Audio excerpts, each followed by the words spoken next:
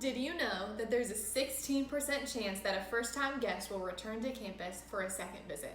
From there, if they return the second time, there's an 85% chance they will return for a third visit or more.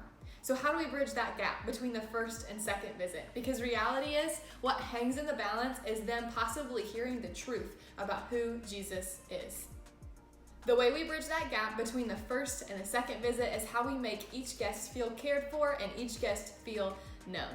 As an individual on every level, we all want to feel seen and we all want to feel known because this leads to truly feeling loved. Think about your own experience with renovation or as a first-time guest anywhere. If you feel connected to a real person, it probably has something to do with you feeling seen and you feeling known. When we say that we are for every man, woman, and child, that means we take great care of every single guest that God has entrusted us with.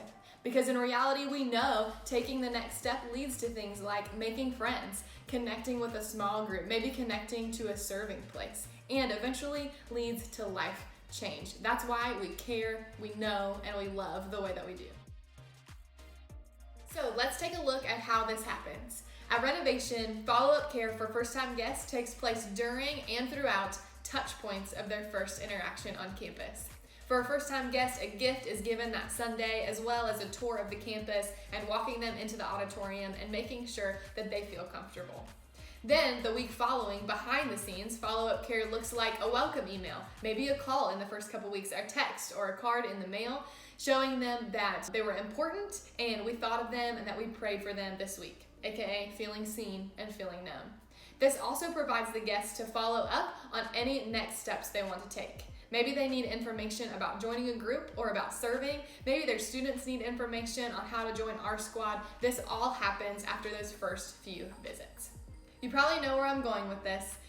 Follow-up care requires contact information. Our goal as a Next Steps team and as a Connections team is to do everything we can to make sure that first-time guests is given the opportunity to fill out their personal information before a gift is given and a tour is given on Sunday morning.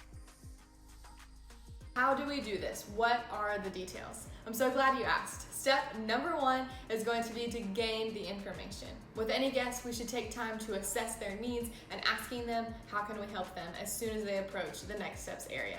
Step number 2 is to give them what they need. Once a guest has communicated what they need, having them fill out the Next Steps card physically or digitally allows you to give them the information that they're looking to obtain. Specifically, when it comes to first-time guests, the conversation may look something like, "Hi James, thank you so much for joining us today. Would you mind to fill out this brief form so we can connect with you on any info you need?" If the guest has children, we're going to take time to fill out that Reno Kids registration form, either physically or digitally. Looking for ways to speed up that process by doing that maybe at the Big Blue tent or talking to them on their way while you take them to their kids' area.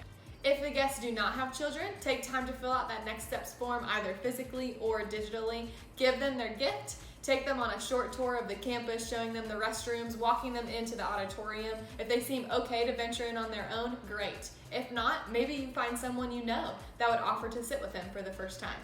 Either way, simply let them know that you're looking forward to seeing them and you're there if they have any questions. Last point about first-time guests, if at all possible, don't point, but take. First-time guests are overwhelmed by the size of our campus in general, and navigating it alone can be really discouraging.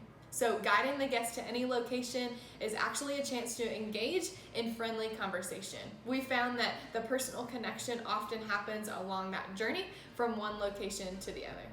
Maybe the guest isn't a first-time guest, but they've been attending over time and they have questions about a next step they can take. Those other Next Steps areas that you can help assist with are membership, filling out the Next Steps form, checking membership, and letting them know when that next gathering will be.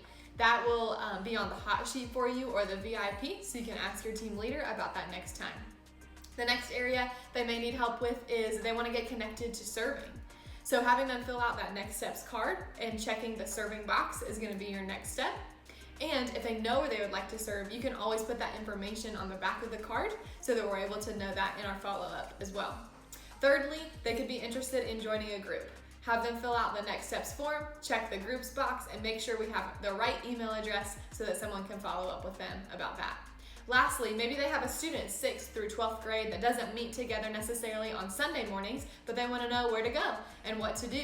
Ask that parent if they would like someone to follow up with them, and make sure to take that parent's contact information. They can always text our squad to 97000 for that information as well.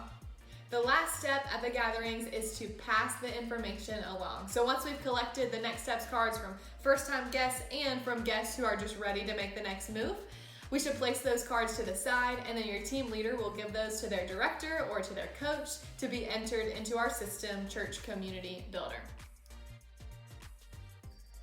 One final reminder, it is okay not to have all the answers. We went over a lot of answers in this video, and the natural tendency is to feel that I have to know everything. But the reality is there's going to be times when we simply don't have all the answers. Be honest with the guest that you don't have the answer, but be committed to finding it out and make a plan to follow up and take that information. For information on how to fill out these forms, how to give a tour, or more information about Sunday gatherings, make sure to check with your team leader first. And thank you so much for being on this team. See you soon.